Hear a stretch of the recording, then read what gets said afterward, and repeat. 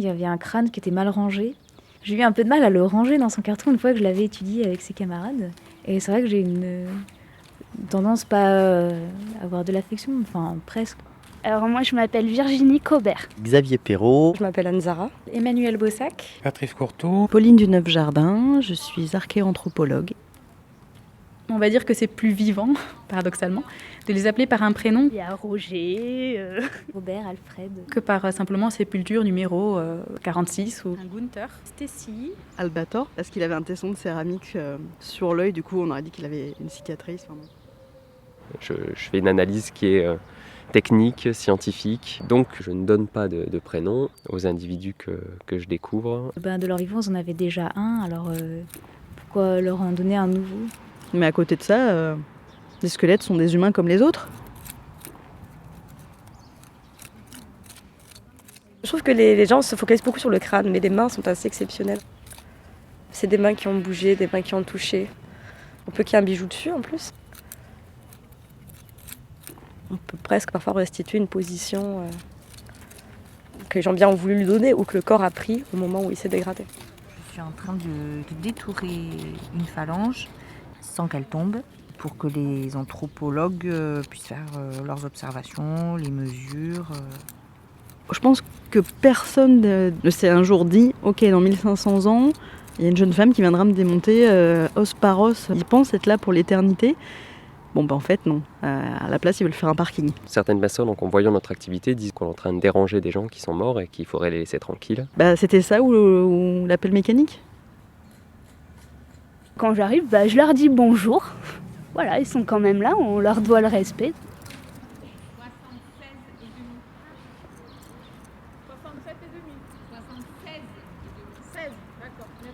Mes croyances sont venues en faisant ce métier. Parce qu'au cours des études, il a fallu lire la Bible, fouiller des sépultures. 140. Des fois, il y avait des petits chapelets, des croix, tout ça. Et me dire que voilà, il y a des milliers d'années, il y a des gens qui croyaient déjà en ça. Et je me dis c'est une religion qui traverse le temps. Et je trouve ça trop beau.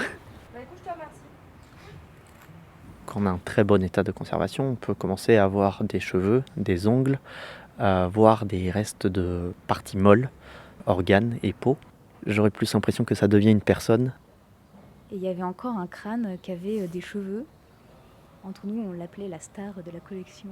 Il peut même arriver qu'on ait des sépultures entièrement conservées, on va dire. Moi, ça, c'est absolument impossible. Il y a même un moment, c'est au-delà de pouvoir le fouiller, c'est pouvoir le regarder.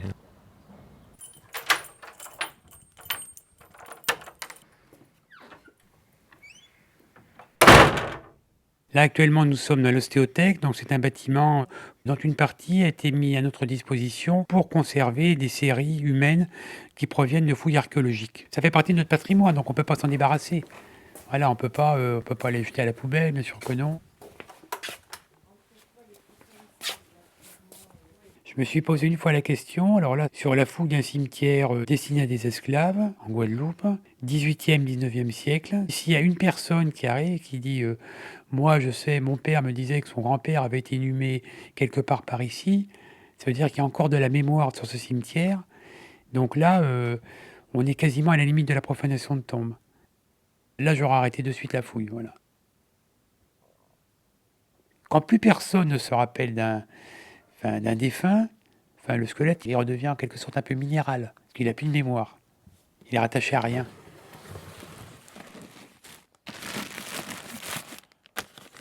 On ne voit pas le mort dans les ossements, c'est plutôt... on essaye à chaque fois de reconstituer la vie.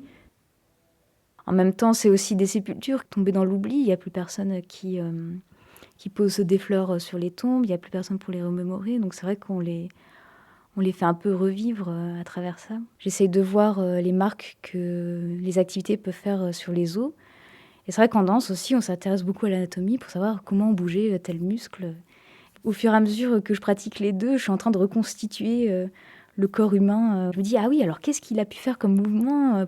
C'est vrai que nous, on les a en état de squelette, donc ils sont immobiles, mais c'est des gens qui bougeaient comme nous.